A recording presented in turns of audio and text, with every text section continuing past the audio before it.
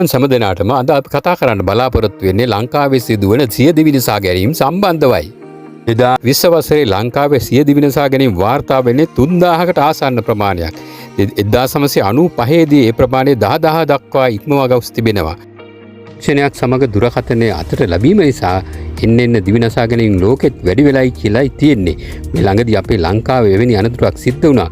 ඒ කියන්නේ තමාගේ පෙම්වතා හදිස්සියේ විව වුණා කියලා දුරකථන පණිවිඩයක් ඇවිල්ලා විනාඩි ගාණක් යන්න කලින් ඇය දිවි නසා ගත්තා. රූපරාමයේ දකින්න ලැබෙන්නේ මෑතකදී ඒ දිවි නසා ගත්ත තරුණියගේ ඡායාරූප.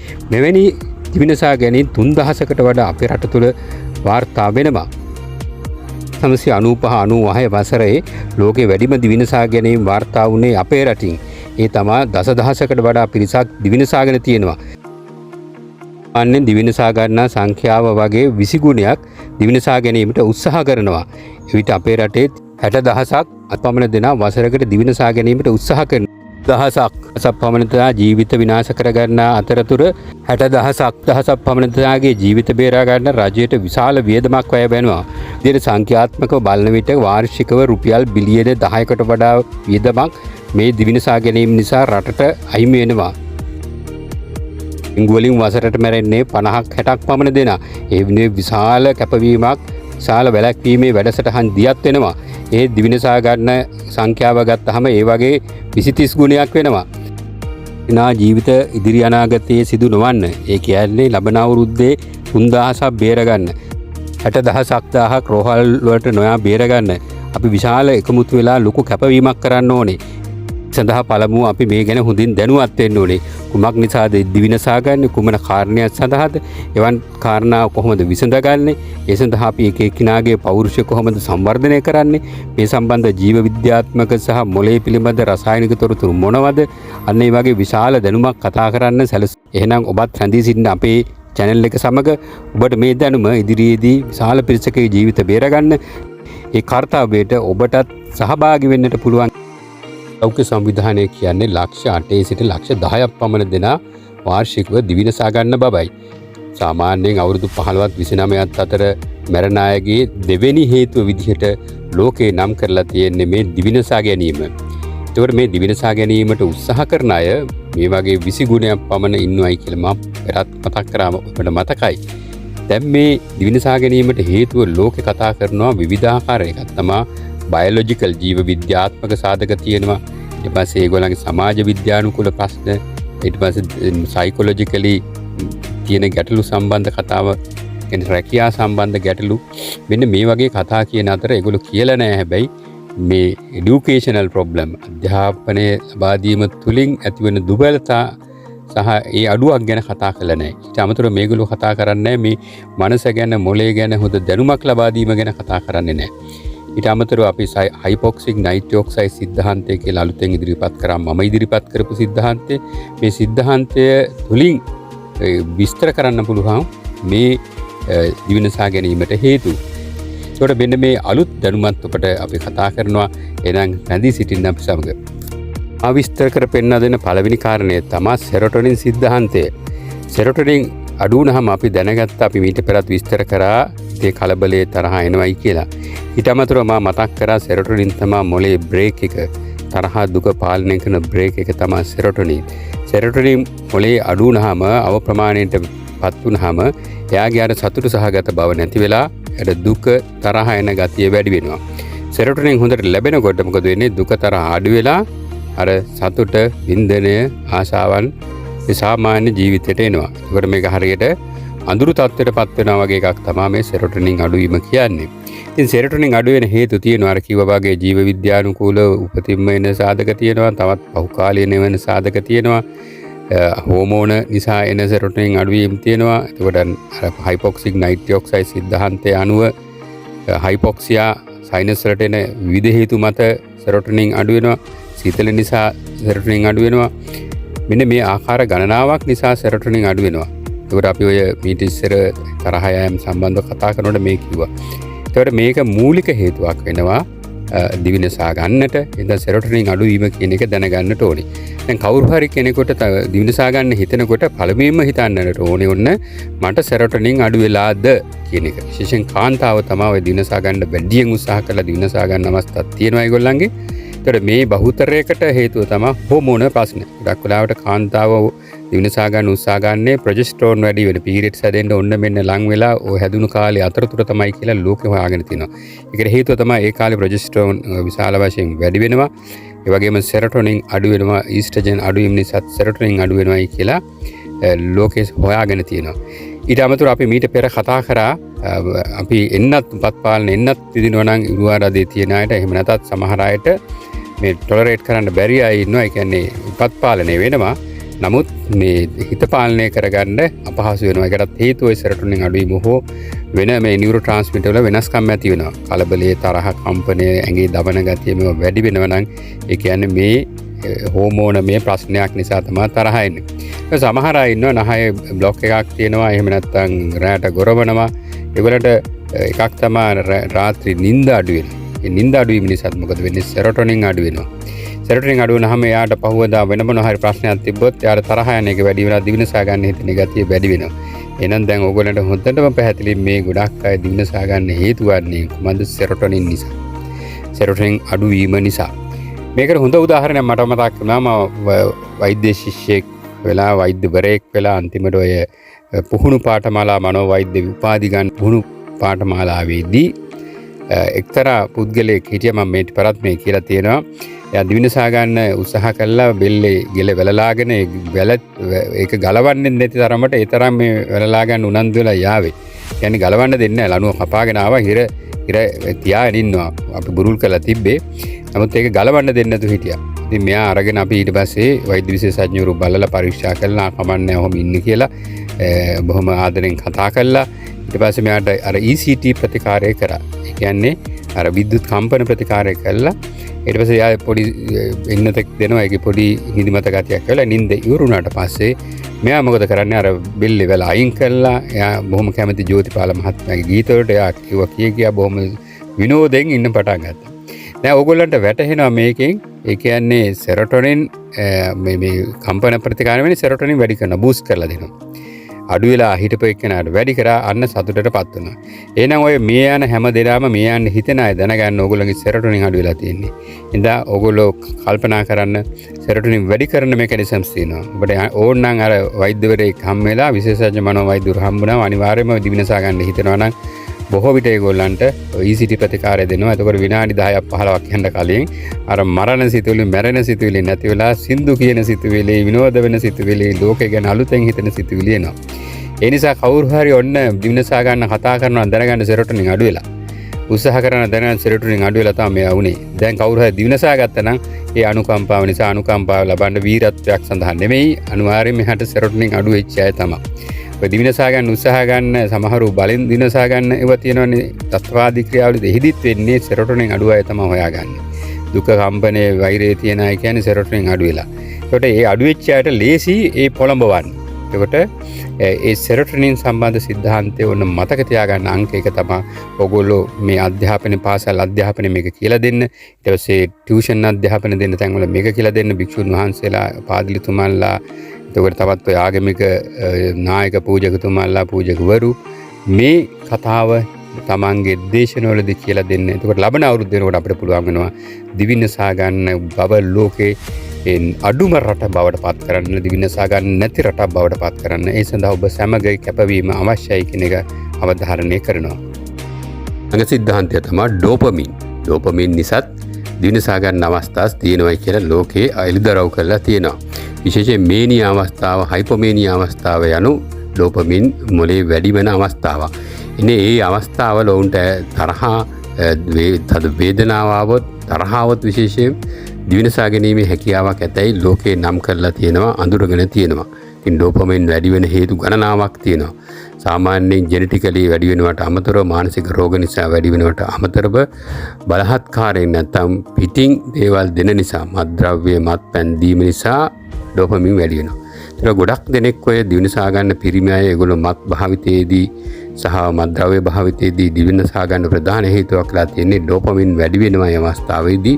ඒ වෙලාවේ ඇග්‍රෙසිව් බිහේවියර් එකක් හෝ තද ෂෝකයක් ආවොත් සමහරට දාගන්න බැරි කම්පන අවස්ථාව ආවොත් අර දුකට වඩා ඒගොල්ලෝ අර ඩෝපමින් වැඩි වීම නිසා දිවිනසා ගන්නට බලනවා.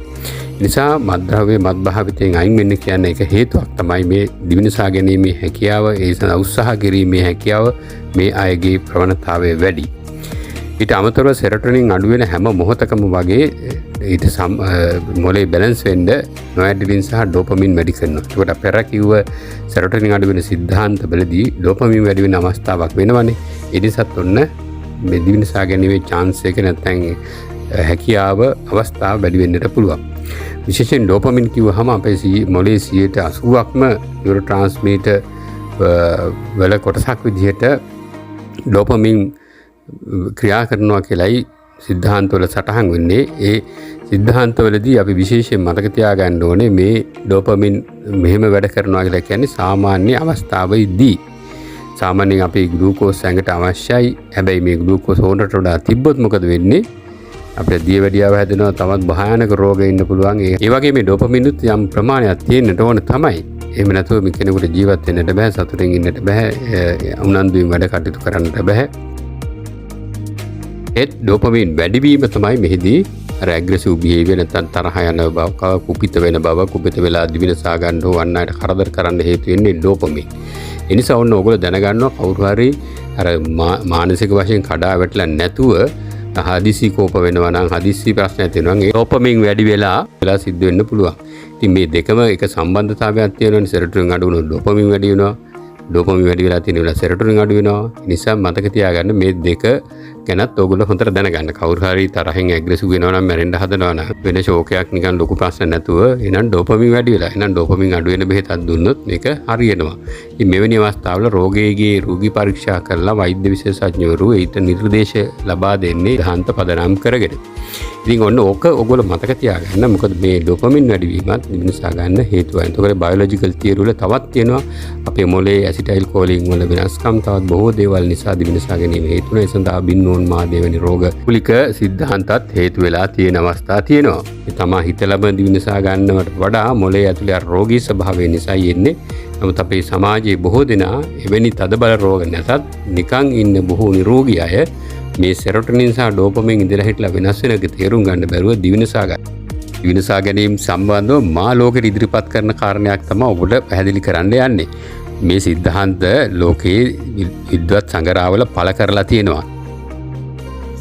මෙම සිද්ධාන්තය මා පළමු වරට ඉදිරිපත් කළේ ටොරන්ස් එස් ජෙන්සන් කියන සම්මානිත ස්නායු රෝග මහාචාර්යතුමාට. එතුමා ඩෙන්මාර්ක් රටේ ඉහළ විශ්වවිද්‍යාලයක මහාචාර්යවරයෙක්. එතුමා ලංකාවට පැමිණියා හොටෙල් ටෝමනින් වල තිබ්බ ජාත්‍යන්තර වේදනා සම්බන්ධ තියෙන සමුළුවට. ඒ සමුළුවේදී තමයි මම පළමුවෙන්ම මේ ඉදිරිපත් කරේ. ඒ වගේම මේ සඳහා අදාළ පරීක්ෂණ 3ක් කරලා ලෝකයේ සංග්‍රහවල ප්‍රසිද්ධ කරලා තියෙනවා. ඒ නිසා ඕගොල්ලන්ට දැනගන්න පුළුවන් මේ සම්බන්ධව අලුත් සිද්ධාන්ත කොහොමද දිවිනසා ගැනීමට බලපාන්නේ කියලා. එහිදී මා ඉදිරිපත් කරන්නේ සයිනස් හයිපොක්සික් නයිට්‍රික් ඔක්සයිඩ් කියන සිද්ධාන්තය. ඒ සිද්ධාන්තය සිද්ධ වෙන්නේ නහය ඇතුළේ අභ්‍යන්තර තියෙන බාධක නිසා ඔක්සිජන් මදි වෙනවා පැරානීසල් සයිනස් වලට. ඒ කෝට්‍රාබට ඔක්සිජන් අඩු වුනහම නයිට්‍රික් ඔක්සයිඩ් වැඩි වෙලා ඒ නයිට්‍රික් ඔක්සයිඩ් ඩිෆියුස් වෙලා නැත්නම් වටේ තියෙන මියුකස් හරහා රුධිර නාලවලට එහෙම නැත්නම් ස්නායු උද්දීපකයන් වලට ලක් වෙලා එතන කපාල ස්නායුව උද්දීපනය වෙලා ඒ තුලින් මොළයේ නියුක්ලියස් වලට පණිවිඩ යවනවා. එහිදී ඒ නියුක්ලියස් වලින් මෙම අනවශ්‍ය පණිවිඩ අඩු කර ගැනීම සඳහා සෙරොටොනින් අඩු වෙනවා. නිසා සෙන්ට්‍රල් සෙරොටොනින් නැත්නම් මධ්‍ය සෙරොටොනින් අඩු වෙනවා. අඩු වෙන පස්සේ තමයි අපි අර ඉස්සලා කිව්වා වගේ අපිට බ්‍රේක් නැති වෙන්නේ. ඉතින් බ්‍රේක් නැතිවීම නිසා මොකද වෙන්නේ? අර දිවිනසා ගැනීමට හෝ ඇග්‍රෙසිව් බිහේවියර් ඇති කිරීමට හේතුවක් වෙනවා. මෙය අපි ලෝකේ පළ කරලා තියෙන සිද්ධාන්තයෙන් වශයෙන්. නිසා මෙයත් අපිට ඉදිරිපත් කරන්න පුළුවන්. ඒ වගේ මේ භාවිතා කළා මා විසින් මේ දිවිනසා ගන්න උත්සාහ ගත් රසකගේම එහෙම අපිට ජීවිතේ බේර ගන්න පුළුවන් වුණා. ඒ දැනුම සහ ඒ වෛද්‍ය විශේෂඥයන්ගේ සහයෝගය ඇතුව අපේ මොලේ රසායනය නැත්නම් සෙරොටොනින් අඩු කිරීමක් සිද්ධ වෙනවා. දැන් සෙරොටොනින් අඩු වුණාම මොකද වෙන්නේ? ඔබ දන්නවා බ්‍රේක් නැති වෙනවා කියලා. ඒකට තරහ යනවා, එවැනි ගැටලු ඇති වෙනවා. ඉතින් මෙම රූප සටහනෙන් ඔබට පේන්නේ එසේ අපි ලබාගත් දිවිනසා ගන්න උත්සාහ කරපු කාන්තාවගේ කෙනෙක්. මේ කාන්තාව දිවිනසා ගන්න ගිය එක හේතුවක් තමයි එයා ආදරය කරන කෙනා පිටිපස්සේ ගියා. ඒතකොට ඒ කියන්නේ ඩෝපමින් වැඩි වෙලා අපි කියන විදිහට ඊට පස්සේ එයාට ගැළපෙන්නේ නැති තත්ත්වයක කෙනෙකුට සාමාන්‍ය සමාජ ස්තරවලට ගැලපෙන්නේ නැති තමන්ට වඩා අවුරුදු ගාණක් වැඩිමල් කෙනෙක් එක්ක ඊර්ෂ්‍යාවක් ඊට පස්සේ ඇය දිවිනසා ගන්න උත්සාහ කරා. ඉතින් ඇගේ මේ පරීක්ෂා කළා ඒ වෛද්‍ය විශේෂඥවරුන්ට යොමු කරාට පස්සේ ඔවුන් සම්බන්ධව පරීක්ෂා කරාට පස්සේ CT ස්කෑන් පිටපතක් අපිට ලැබෙනවා. ඉතින් මෙහිදී සිද්ධ වන්නේ මොකද්ද? අර කිව්ව සිද්ධාන්තය. ඒ කියන්නේ මෙවැනි ඔක්සිජන් මදි වීම නිසා නයිට්‍රෝජන් ඔක්සයිඩ් වැඩි වීම නිසා ඒ නිසා ස්නායු උද්දීපන වෙලා අන්න සෙරොටොනින් අඩු කරනවා. ඒ නිසා දිවිනසා ගැනීමට සෙරොටොනින් අඩු නිසා ඩෝපමින් වැඩි වෙන කතාව අපි කියලා දුන්නා. එහිදී ඒ නිසා අර කියන තමාට වඩා පාලනය කරගන්න නොහැකි ආසාවන් වලට යනවා. ඉතින් මේක සම්පූර්ණ විසඳලා දුන්නට පස්සේ විශේෂඥ වෛද්‍යවරු අපි යොමු කරාට පස්සේ සම්පූර්ණ ඒ බාධක අයින් කරාට පස්සේ සති දෙකක් යනකොට ඇය කියනවා මට මේ ඇයි මෙහෙම හිතුනේ කියලා මම දන්නේ නැහැ. මම එහෙම ආසාවක් හිතෙන්න කෙනෙක් නෙමෙයි. ඇයි මට මෙහෙම වුනේ? මං දිවිනසා ගන්න හිතුවේ නැහැ. මං ආගමට කැමතියි. මගේ මේ ආගමේ කවදාවත් කියලා නැහැ දිවිනසා ගන්න. මං හොඳට හිතුව කෙනා. අන්න යාට සිහිය එනවා. ඒ සිහිය එනවා කියලා කියන්නේ මොකද්ද? අර මොලේ සමතුලිතතාවය ඇති වෙනවා. ඩෝපමින් වැඩි වෙලා සෙරොටොනින් අඩු වෙලා තිබ්බ එක මේ સિદ્ધාන්තය පදනම් කරගෙන අපි කරපු ප්‍රතිකාරවලදී එය යහපත් අතර සුබ තත්ත්වයට පත් වුණා. ඉතින් මේක අපිට රටට ආඩම්බරයක්. මොකද අපි තමයි මේක ඉදිරිපත් කරේ. ඉදිරිපත් කරපු දේ දැනටත් අන්තර්ජාලයේ තියෙනවා. ඒ පරීක්ෂණ තියෙනවා. ඒ වගේ ඊට අදාළ ජර්මනි මහාචාර්යවරු විසින් නිර්දේශ කරපු ඒ පරීක්ෂණ ශල්‍ය කර්මත් ලෝකයේ තියෙනවා. ඉතින් ඔන්න ඔබට හොඳ අදහසක් ආවා. ඕගොල්ලන්ගේ තරහ එනවා නම් දිවිනසා ගන්න උත්සාහ ගන්නවා නම් කලබල කරනවා නම් බේරන්න බැයි නම් ඒගොල්ලන්ට මෙවැනි ආබාධ තියෙනවද කියලා හොයලා බලන්න පුළුවන්. ඉතින් ඒ නිසා මතක තියාගන්න කවුරු හරි ඔන්න ඔය හේතුව නිසා දිවිනසා ගන්නවා නම් ඒ නහය අභ්‍යන්තර තියෙන බ්ලොක් එකක් නිසා නැත්නම් හයිපොක්සියා නිසා ඔක්සිජන් මදි වීම නිසා සිද්ධ වෙන දෙයක්. ඉතින් ඒ සඳහා ඕගොල්ලෝ මේ විද්‍යාව දැනගන්න ලෝකේ මේ අලුත්ම දෙයක්. හැබැයි මේ ගොඩක් අයට ගිහින් කිව්වට ඒගොල්ලෝ වැටහෙන්නේ නැහැ, වටහා ගන්න උත්සාහ ගන්නෙ නැහැ, සමහරු කියවලත් නැහැ. නමුත් මේක අලුත්ම સિદ્ધාන්තයක් විදිහට ලෝකේ පළ වෙලා තියෙනවා. වැදගත්ම කතාව තමයි කලබල නොවන දේ. ඒ කියන්නේ දැන් මේ නහයේ අභ්‍යන්තර අවහිරතාවයන් බොහෝ අයගේ තියෙනවා. නැති කෙනෙක් නැති තරම්. ඉතින් ඒ හැම දිනාටම මේ දිවිනසා ගැනීම මානසික ගැටලු ඇති වෙන්නේ නැහැ. ඒ නිසා මේ අපි හොයන්නේ ඊට අදාළ වෛද්‍ය විශේෂඥවරු, මනෝවෛද්‍ය දැනුමක් තියෙන අය, මේ සම්බන්ධ දැනුමක් තියෙන අයගේ විශාල දැනුමක් තුලින් තමයි මේ කොයි එකද මේකද ඒකද කියලා තෝරගන්න පුළුවන්. නිසා කවුරුත් බය වෙන්න එපා මේ නහය බ්ලොක් එකක් තිබ්බ පළියට දිවිනසා ගන්නවයි කියලා. නමුත් යම් හේතුවක් නිසා අනිත් ඔක්කොගම කළා හරියන්නේ නැත්නම් මේ තියෙනවා නම් එන අපි මෙයට ප්‍රතිකාර කළා ඒ තුලින් අර බොහෝ විසඳුම් ලබා ගන්න පුළුවන් කියන එක අපි මතක තබා ගන්නට ඕනේ. ඊළඟට අපි කතා කරන්නේ ප්‍රොජෙස්ටරෝන් නිසා සිදුවන තරහ යාම සහ දිවිනසා ගන්න හේතු වෙන කාරණා. මේ මම ඊට පෙරත් විස්තර කරා. දිවිනසා ගන්න කාරණා යටතේ ඔබ ගිහිල්ලා ඒ සම්බන්ධව තොරතුරු නැවත බලන්න. එහිදී දල වශයෙන් මතක් කරනවා නම් කාන්තාවන්ගේ ප්‍රොජෙස්ටරෝන් වැඩි වෙන කාලයක් තියෙනවා. වැඩි වියටපත් වෙච්ච කාන්තාවන්ගේ පීරියඩ්ස් හැදෙන කාලෙට මේ ප්‍රොජෙස්ටරෝන් වැඩි වෙලා ඊස්ට්‍රජන් අඩු වෙනවා. ඉතින් ලෝකේ හොයලා තියෙනවා මනෝවිද්‍යානුකූලවත් මොලේ පරීක්ෂණ කරලත් ඒ කාලෙට මේ සෙරොටොනින් අඩු වෙනවා කියලා. ඒ කියන්නේ ડિප්‍රෙෂන් තත්ත්වයටපත් වෙනවා කියන එක. ඒත් මේ කාලේ තමයි දිවිනසා ගැනීම සහ කලබලකාරී ඇග්‍රෙසිව් බිහේවියර් වැඩි වෙනවයි කියලා ලෝකේ හොයාගෙන තියෙන්නේ. ඒ නිසා කාන්තාවක් එක සාකච්ඡා කරනකොට එයාට මේ ડિප්‍රෙෂන් තියෙන මේ කාලය තුල විවිධ ડિප්‍රෙෂන් වලට තව වැඩි වෙනේව දාන්න යන්න හොඳ නැහැ. එතකොට ඒ කතා කරන ලොකු ප්‍රශ්නයක් වුණත් ඒ කාලේ පීරියඩ් එක ඉවරලා කතා කරොත් ඔන්න බරපතල ප්‍රශ්නේ තුලින් ඇයට වෙන කරදරේ ඇය දිවිනසා ගන්න උත්සාහය අඩු වෙනවා. ඒ නිසා කිසියම් කෙනෙක් වෙන් වෙනවා නම් වෙන් වෙන උත්සාහ ගන්නවා නම් එවනත යම් ලොකු ගැටලුවකට ඉදිරිපත් කියන්න තියෙනවා නම් ඒ කියන කතාවත් මේ ප්‍රොජෙක්ට් ડિප්‍රෙෂන් අඩු වෙන කාලේ කිව්වොත් හොඳයි කියන එකයි අපේ යෝජනාව. උපරාමයේ නැවතත් පෙන්වන්නේ අපි අර නහය අභ්‍යන්තර ගැන. මේ නහය අභ්‍යන්තර ඔබට පේනවා ඒ කළු පාට ඒරියා මැද තියෙන්නේ වාතයේ එහාට මෙහාට සංසරණය වෙනවා. නමුත් මේ සංසරණය වෙන්න තරම් ඉඩක් නැහැ. ඔක්කොම වැහිලා තියෙන්නේ. කියන වටේ තියෙන ප්‍රෙෂරිකා විශාල වෙලා මැද තියෙන ආමාරය වෙනස් වෙලා ඒ නිසා ඔක්සිජන් ගොඩාක් අඩු වෙනමයි පරාණේසල් සයිනස් වලට. අපි කියමු මේ කාන්තාවකට පීරියඩ්ස් හැදෙන්න ලඟ වෙනවා නම් එහෙම නැත්නම් ප්‍රොජෙස්ටරෝන් ගන්නවා නම් මේක කාලයේ රුධිරයේ ප්‍රොජෙස්ටරෝන් වැඩි වීම නිසා රුධිරයේ තුල වැඩියෙන් වතුර එකතු වෙනවා, රැඳෙනවා. ඒ වතුර වැඩි වීම නිසා මෙම ප්‍රෙෂරිකාත් විශාල වෙනවා. ඒ විශාල වුණාම තවත් ඔක්සිජන් මදි වෙනවා. ඒ නිසා තමයි මේ අපේ හයිපොක්සික් නයිට්‍රේට් ඔක්සයිඩ් තියරිය මා ඉදිරිපත් කර සිද්ධාන්තය මගින් මේ දේවල් එක්ස්ප්ලেইন කරන්න විස්තර කරන්න. එතකොට කෙනෙකුට මෙවැනි කාන්තාවක් ඔය වගේ හැසිරෙනව නම් කලබල වෙනවා නම් ඒ කාලේට වැඩි නම් මේ නහය ප්‍රසරිකාවල තත්ත්වය බලලා ඒගොල්ලන්ට කර යුතු ප්‍රතිකාර කරනවා නම් අර ඒ තත්ත්වය ඇයට උදා වෙන්නේ නැහැ. ඉතින් ඒ විශේෂයෙන් අපි මීටත් ඉස්සෙල්ලා කියලා තිබ්බා එවැනි අර විශේෂයෙන් කාන්තාව ගත්තාම අපේ 53ක් ඉන්නවා මේගොල්ලොන්ගෙන් පිරිසක් ඔය දිවිනසා ගැනීමට උත්සාහ ගන්නවා percentage එක. ඉතින් තවත් බොහෝ කරදර තියෙනවා aggressive behavior තියෙනවා. ඉතින් ඒ කාලේ විශේෂ හෝමෝන තියෙන කාලේ වෙනි ප්‍රශ්න එනවා නම් ඒ කියන්නේ progesterone peak ඒ කාලේ අපි කිව්වා ඇඟේ වතුර අඩු කරන ඖෂධ තියෙනවා. ඒක විශේෂඥ වෛද්‍යවරු ලවා ඒ දවස් 5-6ට ගන්න පුළුවන්. ඊට අමතරව ඒ කාලේ ලුණු අඩුවෙන් කාවොත් අර ඕනට වතුර එකතු වෙලා මේ නහය ඇතුලේ ටර්බිනේට් ස්පින් එක අඩු වෙනවා. සාමාන්‍ය ඖෂධ ප්‍රතිකාර සහ ලුණු අඩු කිරීම තුළින් මෙවැනි ගැටලු අඩු වෙන්නේ නැත්නම් කරන්නට තියෙන්නේ මේ සම්බන්ධව ශල්‍ය කර්ම වලට යෑම. එදී අර අනවශ්‍ය විදිහට තියෙන බාධක අඩු කිරීම සිදු වෙනවා. ඉතින් ඕක අපි විද්‍යානුකූලව පැහැදිලි කරලා විස්තර කරලා ලෝකෙ පළ කරලා තියෙනවා. ඉතින් මේකත් ඕගොල්ලෝ උපකාර කරගන්න කවුරු හරි දැනුවත් කරන්න. ඊට අමතරව අපි නැවතත් මතක් කරනවා අර උපත් පාලන පෙති ගන්නකොට සිද්ධ වෙන දේ. එහිදී මොකද වෙන්නේ? අර ඩිපෝ පෙරේරා එහෙනම් අපි දන්නවා ජඩලේ දාපුවම පස්සේ ප්‍රොජෙස්ටරෝන් වැඩි වෙනවා. ඉතින් මේ ප්‍රොජෙස්ටරෝන් වැඩි වෙන නිසා අනිත් හෝමෝන වලත් යම් යම් වෙනස්කම් තියෙනවා. නමුත් විශේෂයෙන් ප්‍රොජෙස්ටරෝන් නිසා සිද්ධ වන්නේ සෙරටොනින් අඩු වෙනවා. ඉතින් මේක හැමෝගෙම වෙනවා කියලා කියන්නේ නැහැ. සමහර අයගේ මොලේ සෙරටොනින් අඩු වෙනකොට ඒවා හදා ගන්න ක්‍රම එක එකනාගේ මොලේ විවිධත්වයක් තියෙනවා. එඳ මේ ඔක්කොම ජලයේ දාන අය ඔක්කොම ඩිපෝ ගාන හයරගේ දිවිනසා ගන්න හිතෙන්නේ නැහැ. නමුත් යම් කණ්ඩායමක් ඉන්නවා හැම වෙන අය. සමහර ඉරුවාරයේදී තියෙන අයට වෙන්න පුළුවන්.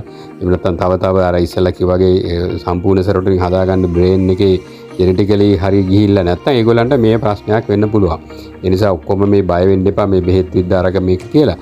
නමුත් ඔයගොල්ලෝ දැනගන්න ඕනේ එවැනි අයට අර සුයිසයිඩල් thought නැත්නම් plan එනවා නම් එපා වෙනවා නම් අයින් වෙන්න තනිකම දැනෙනවා නම් මට කවුරුත් නැහැ කියලා හිතෙනවා නම් මම ඔක්කොම කරදරයක් කියලා නිතර කියන්න ගන්නවා නම් ඒ එන්නත් දීලා තියෙනවා නම් ඒ එන්නත අයින් කර ගන්න ඕනේ. එක්කෝ මේ ජඩිලා අවගිතනවා අයින් කළා ඒකට වෙනම උපත් පාලන කෘති භාවිතා කරන්නට ඕනේ.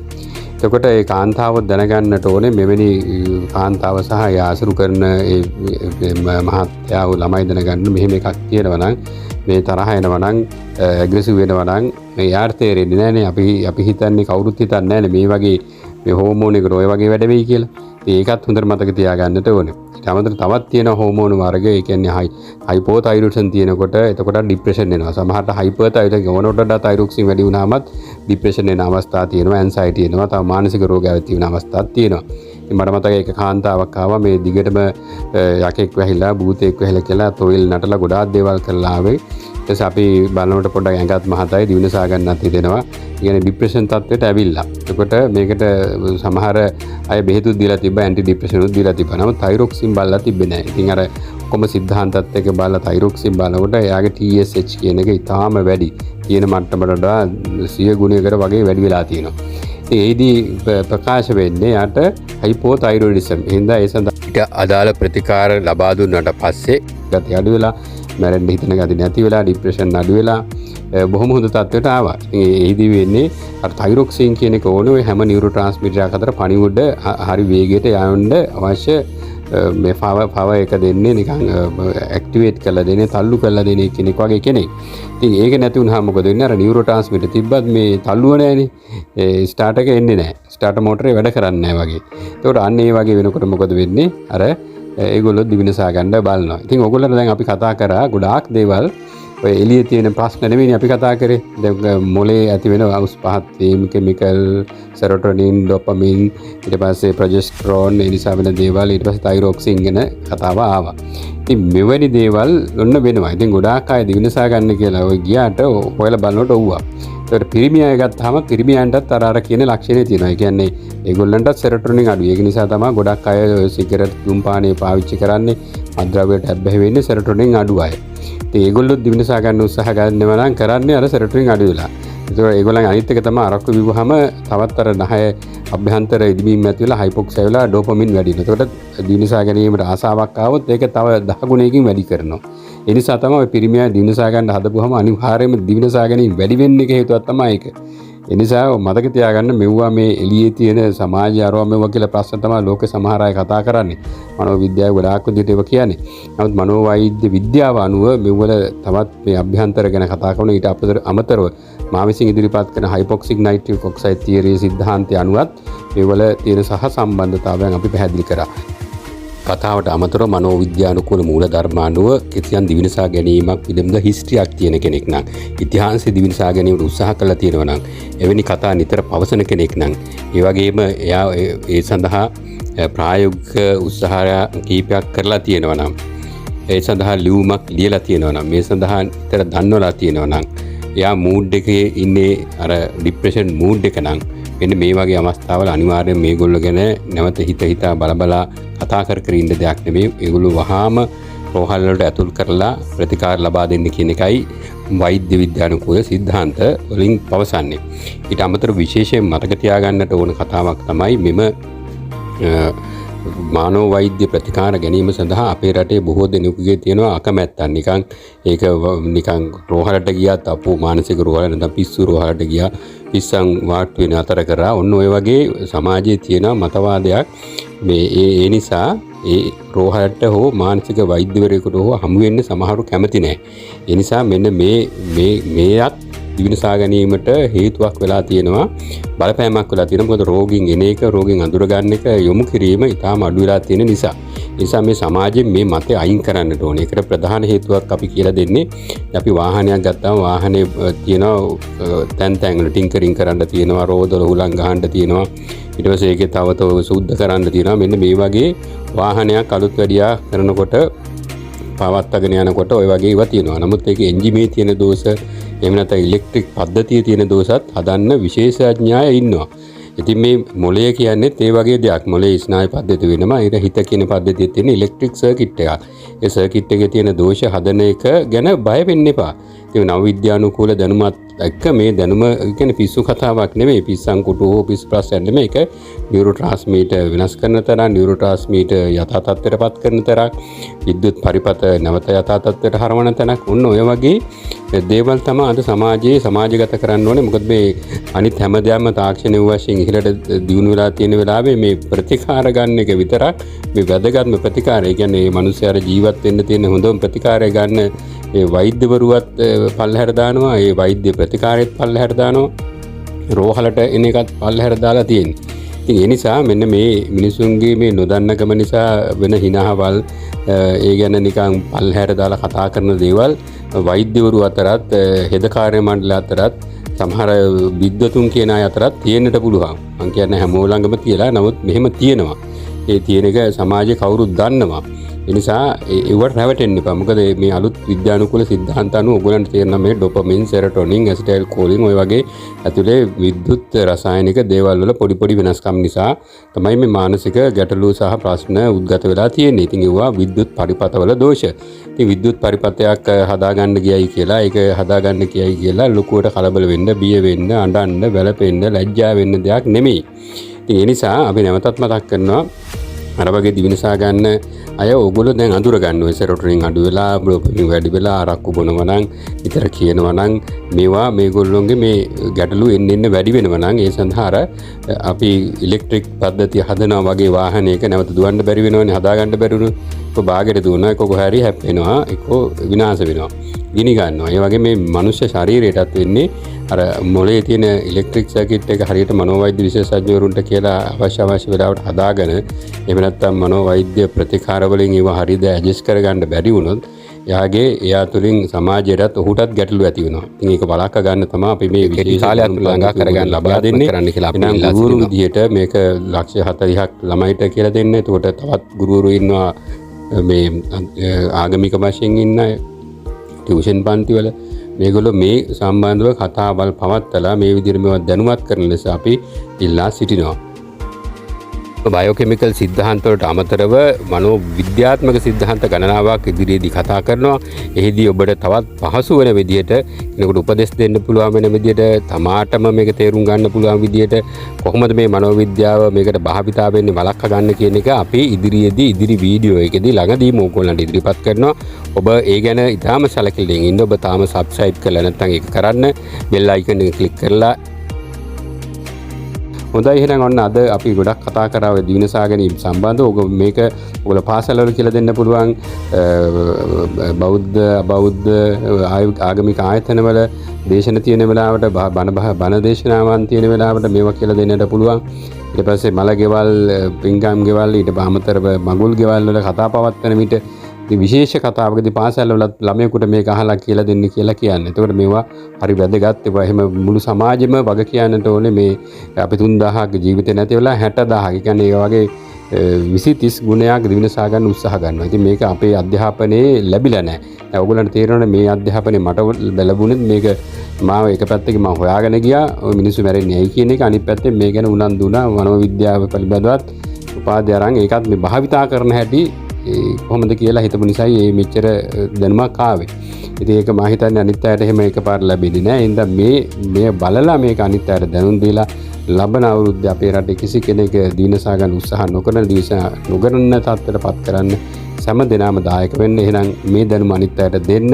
අපේ ඔබ තාම මේක subscribe කරලා නැත්නම් අපේ YouTube එක දැම්මම subscribe කරන්න. ඊට අමතරව bell icon එක click කරන්න. ඊට පස්සේ මේ like එකක් දාන්න. තව මේකේ තියෙනවා ඕගොල්ලන්ට යෝජනා සහ ඒවා ඉදිරිපත් කරන්න. ඒ සියල්ල කරලා මේ අන් අයට ලබා දීමේ කටයුත්ත ලබා දීලා කෙනෙකුගේ ජීවිතේ බේරගන්න. කෙනෙකුගේ නෙමෙයි දැන් අපි සාමාන්‍යයෙන් 60000කගේ පවුල් වල ප්‍රශ්න ඔය දිනසා ගන්න උත්සාහ කිරීම නිසා වෙන හානි, පවුලට වෙන කරදර, අනාගතයට වෙන කරදර වළක්වන්නයි මේ වැඩ කරන්නේ කියලා හිතාගෙන ඕගොල්ලෝ මේ සම්මාදම කරන්න. එහෙනම් ඔබටත් අද දවසේ ශක්තිමත් දවසක් වේවා. ඒ වගේම ධනාත්මක සිතුවිලි පහළ වෙන වාසනාවන්ත දවසක් වේවායි ප්‍රාර්ථනා කරනවා.